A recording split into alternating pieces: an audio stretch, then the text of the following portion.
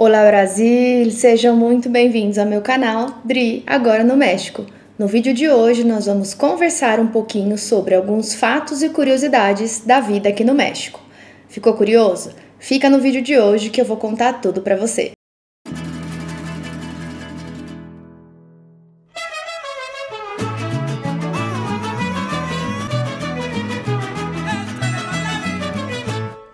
Bom, gente, quem me acompanha aqui no canal já sabe que eu estive no Brasil por um mês e já estou de volta à Cidade do México. Já temos aqui o nosso cenário novamente, o nosso cenário característico do canal. E hoje eu venho aqui, claro, eu não poderia deixar vocês na mão mais uma quinta-feira, né? Quinta-feira passada eu já não consegui subir nenhum vídeo. Mas hoje eu gostaria de conversar um pouquinho mais com vocês a respeito da vida aqui no México. Tem muita gente que me escreve, não só para tirar dúvidas de visita, né, da visita aqui ao México ou à Cidade do México, mas também sobre como é a vida aqui no México. Quais são as diferenças que a gente nota, né, entre a vida no México e a vida do Brasil. Então, no vídeo de hoje eu vou tentar trazer para vocês algumas experiências que a gente já teve nesses 3 anos de vida aqui no México. Então, claro que sempre tem mais coisa pra gente aprender, pra gente experimentar, né? Mas realmente esses 3 anos a gente conseguiu já ter uma ideia aí de algumas coisas que são bem diferentes quando a gente compara com a nossa vida que a gente tinha lá no Brasil. Aí no Brasil, né? Se vocês estiverem no Brasil me assistindo.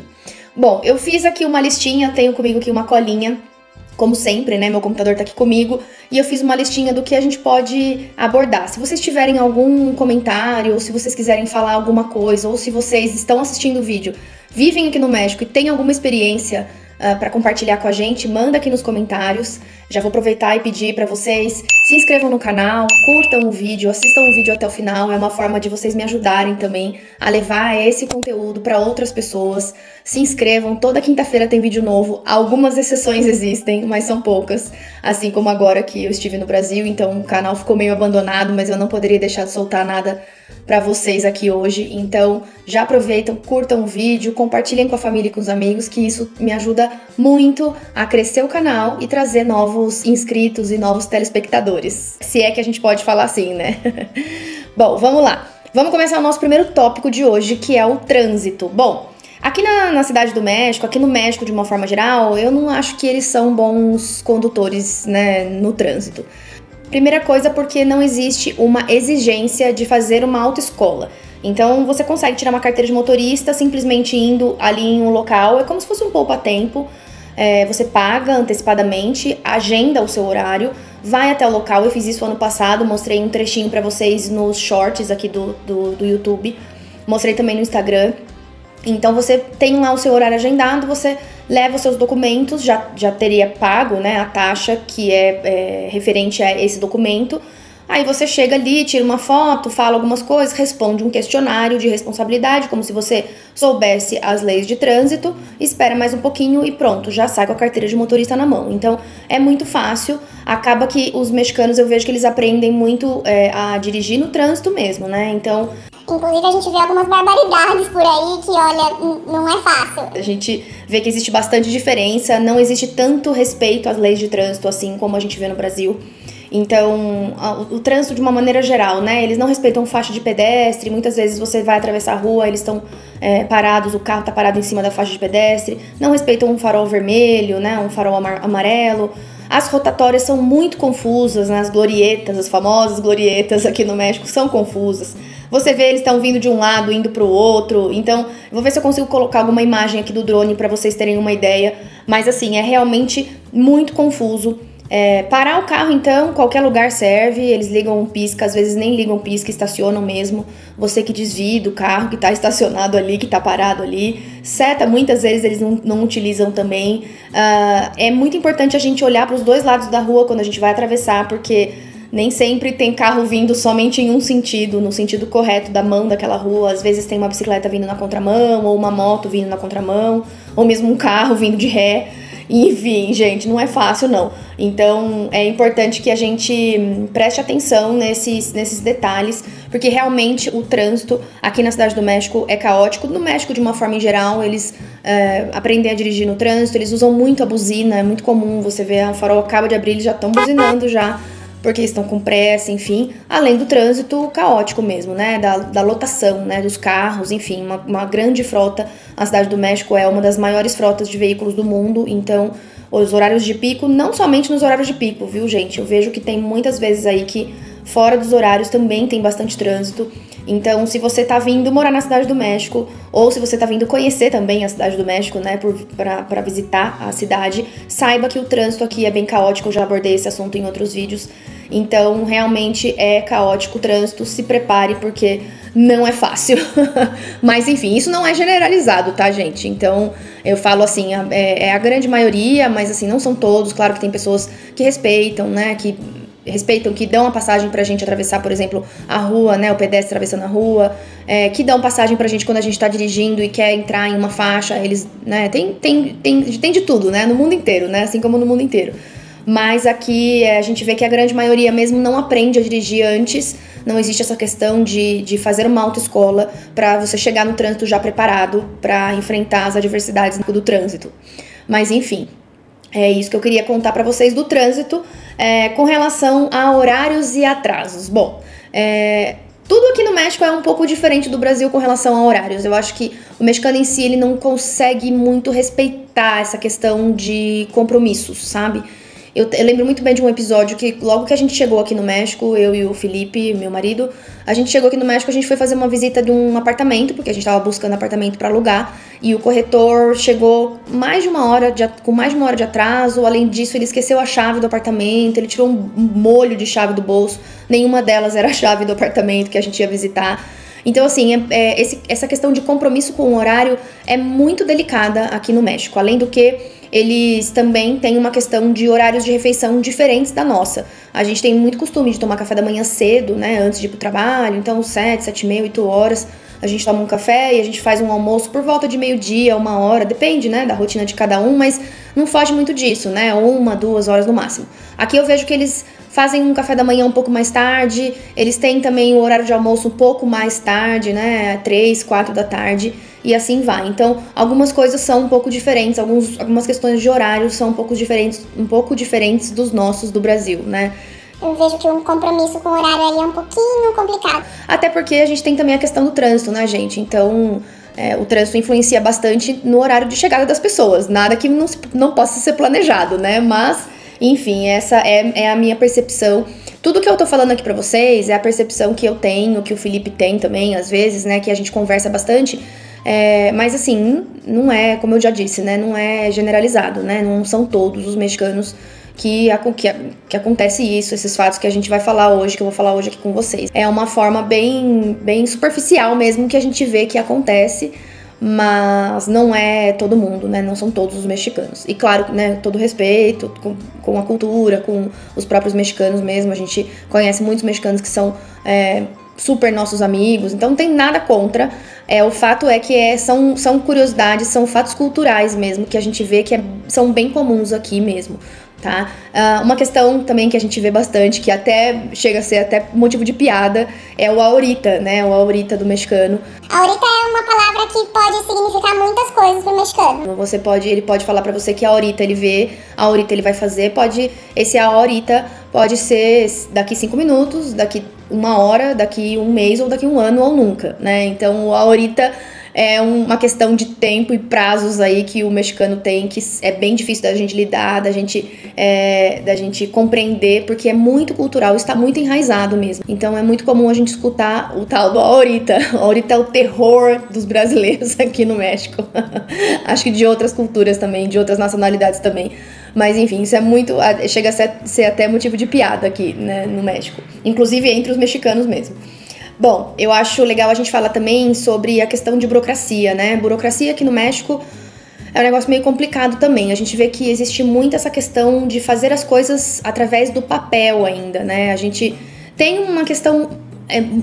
eu acho que a tecnologia no Brasil tá bem evoluída já. Essa questão de cartório até, né? A gente consegue fazer muita coisa online. Assinatura eletrônica, o próprio aplicativo, né? Os aplicativos do governo que ajudam muito a gente...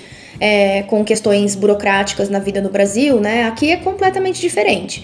Então ainda existe muito essa questão de você ter que assinar um papel e levar pessoalmente. Até pouco tempo atrás a gente encontrou com um casal de amigos nossos que tá morando em Saltillo, que é uma cidade mais ao norte do México, e o marido dessa minha amiga contou que ele teve que ir pessoalmente, assinar um papel e levar pessoalmente, trazer pessoalmente aqui até a cidade do México, porque não dava pra fazer isso por e-mail ou por assinatura eletrônica, enfim. Então, ele precisava trazer esse documento pessoalmente e eles aproveitaram e vieram passear aqui na cidade do México também. Mas isso é muito comum acontecer. Então, a presença do papel físico ainda é muito marcante aqui nas questões burocráticas do México, né? Eu não posso falar com muito conhecimento de causa, porque eu não trabalho aqui no México.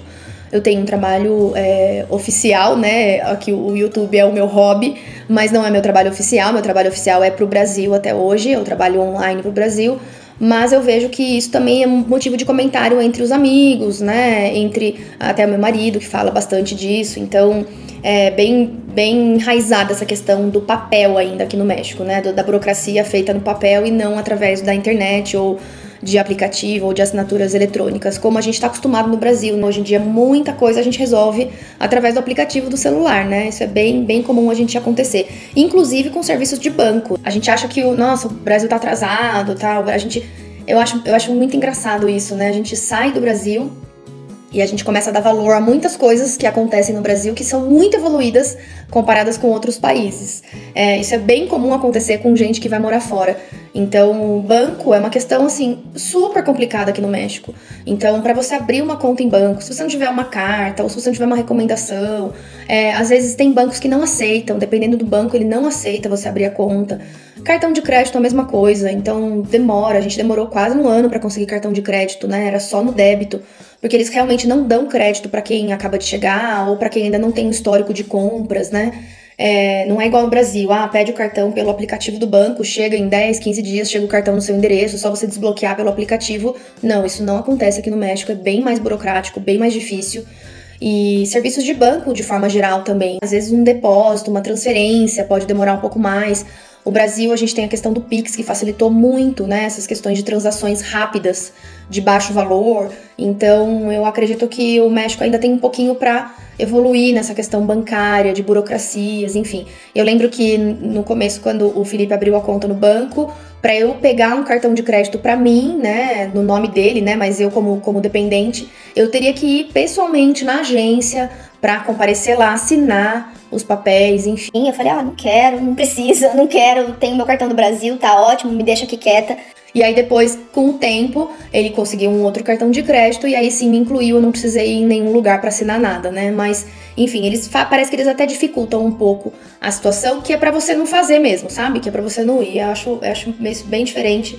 E a gente sente essa diferença pro Brasil. Uma questão que eu acho engraçada também é a história do seriado do Chaves, né?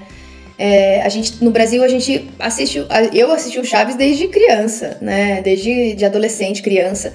Todos os dias eu chegava da escola, eu tava passando Chaves depois do almoço. Era imperdível. Eu sempre assisti, eu sempre gostei muito. Tem muita gente que não gosta, né? Mas eu sempre gostei muito. E aqui no México, eles não são muito fãs de Chaves, não. É claro que é famoso, né? Os personagens são famosos e tudo. Tinha uma questão até de um restaurante aqui que fechou, Chanfle e Recontra Chanfle. Eu fiz até um post uma vez no Instagram sobre esse restaurante. Não deu tempo de fazer aqui pro YouTube, porque eles fecharam, né? Era da família do Chaves, né? Do Roberto Bolanhos. Mas enfim, eles não são apreciadores e viciados em Chaves como é o brasileiro.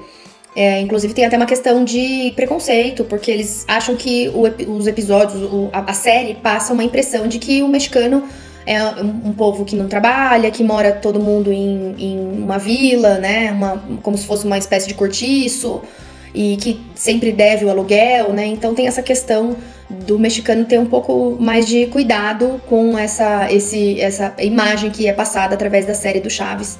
Mas eu acho muito interessante porque a gente gosta e a gente assistiu o Chaves, acho que inclusive voltou a passar no Brasil há pouco tempo, não sei como é que tá essa questão do Chaves no Brasil, mas o mexicano tem um pouco de preconceito sim, eles não gostam muito dessa ligação do povo que mora aqui, que vive aqui com a série, com as questões que envolvem a série mesmo do Chaves. Bom, eu acho legal falar também pra vocês, principalmente para quem tá vindo conhecer a cidade, né, visitar aqui a cidade do México ou mesmo outras cidades no México.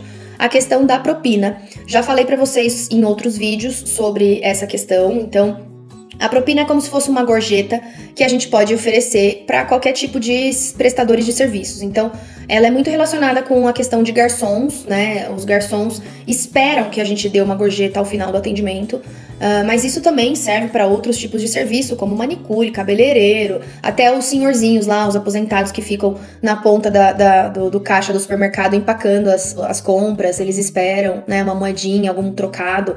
Mas essa questão da propina é muito forte aqui no México.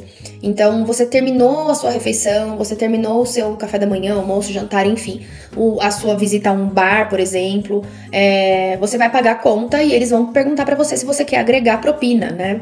Porque isso não vem vem o valor da conta, o total da conta, e você que decide quanto que você vai colocar na máquina do cartão. Você escolhe a porcentagem, ou você pode falar também pro garçom a porcentagem que você quer dar de propina. E no caso de você pagar em efetivo, que é o dinheiro vivo, né, o dinheiro em espécie, ele vai te devolver o troco e depois você vai deixar ali na pastinha do pagamento, né, da conta, você vai deixar o quanto você quer deixar de propina.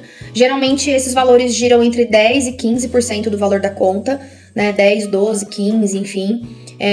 Mas isso é muito comum acontecer. Se você não gostou do serviço, se você não gostou do atendimento, se você não gostou de alguma questão que envolveu o seu serviço, você não é obrigado a dar a propina, né? Eles não gostam muito, eles ficam bem insatisfeitos, aliás, mas isso pode acontecer. Se você não quiser dar, você não é obrigado, né? Por isso que eles perguntam se você quer agregar propina no final da sua conta ou do seu serviço, tá?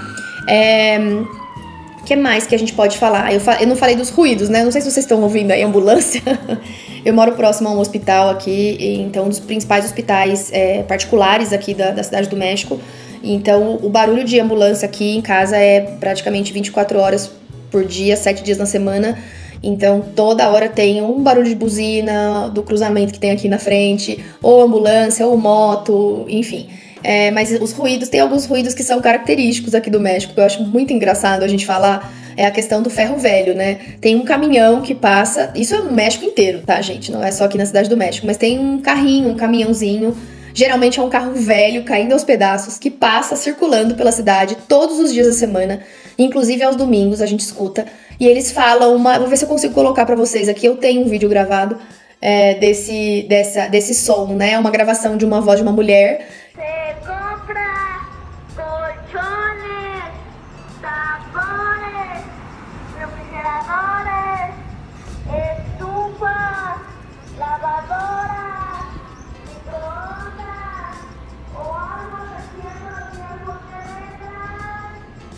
E eles passam perguntando se você tem alguma coisa pra vender no ferro velho, né? Então eles compram, eles falam, você compra, né, os itens, então geladeira, forno de micro-ondas, colchão e assim vai, né? E é engraçado porque é a mesma voz, é a mesma fala dessa mulher em todos os carrinhos de ferro velho que passam na rua. É muito, muito engraçado, muito característico isso do México. Além de outros sons, né? Então, tem o som do tamales, que é o rapaz que passa vendendo tamales. Tamales é como se fosse uma pamonha. Eles comem muito isso aqui no México, com molhos, inclusive, com recheio salgado, né? A maioria das vezes é salgado, mas tem recheio doce também. Pida sus ricos tamales oaxaqueños. Ya llegaron sus ricos y deliciosos tamales oaxaqueños. Acérquese y pida sus ricos tamales oaxaqueños. E eles passam na bicicletinha vendendo tamales. Tem o senhorzinho que passa vendendo pão, né? Os pães doces, pães salgados, enfim. Tem um barulho do lixeiro que passa tocando sino. Que mais? Então tem um trem, aqui atrás de casa tem um trem também, uma linha de trem que às vezes a gente escuta o barulho do trem. Então são alguns sons bem característicos aqui da vida no México que a gente não estava acostumado com isso no Brasil. Vou ver se eu consigo colocar aqui para vocês entenderem um pouquinho mais de como é que é essa questão dos sons aqui no México. Mas eu acho que é isso, gente. Eu queria trazer mesmo pra vocês uma experiência, uma visão minha, né, de uma experiência curta que a gente tem aqui de vida aqui na Cidade do México. Se vocês têm algum comentário, deixem aqui embaixo pra mim, se vocês querem fazer algum comentário, alguma observação, alguma experiência que vocês tiveram, né? Mesmo que vocês não morem aqui, que vocês já tenham vindo pra cá e tenham conhecido algum ponto diferente do que é da cultura do Brasil. Então escrevam aqui pra mim embaixo nos comentários. Deixa o seu like também, é muito importante deixar um joinha aí pra mim no vídeo, assistir o vídeo até o final é sempre importante. Tem outros vídeos de dicas aqui também, tem um vídeo que eu gravei com 5 brasileiras aqui em casa, inclusive, é um dos vídeos passados, volta aí alguns vídeos pra vocês verem, que a gente fala bastante também da vida aqui no México, então tem bastante curiosidades e fatos que as meninas compartilham com a gente nesse vídeo, então acho interessante, se você estiver vindo morar aqui no México, acho legal tirar um tempinho aí pra você assistir esse vídeo também. E, claro, se inscreva no canal, não se esqueça de se inscrever, ativa o sininho, aqui embaixo tem um sininho, você vai receber a notificação toda vez que eu subir um vídeo novo. Isso acontece todas as quintas-feiras, às 5 horas do horário daqui do México e às 8 horas da noite do horário do Brasil. Então não se esqueça de se inscrever no canal, compartilha com a família e com os amigos. Próxima quinta-feira eu vou trazer surpresas pra vocês. Esse final de semana agora nós vamos fazer uma viagem aqui, próximo à Cidade do México. Eu quero ver se eu consigo trazer algumas informações e algumas curiosidades também pra vocês dessa viagem. Então fiquem por aí, não percam a próxima quinta-feira. Nos vemos então semana que vem. Um beijo e bom final de semana a todos. Tchau!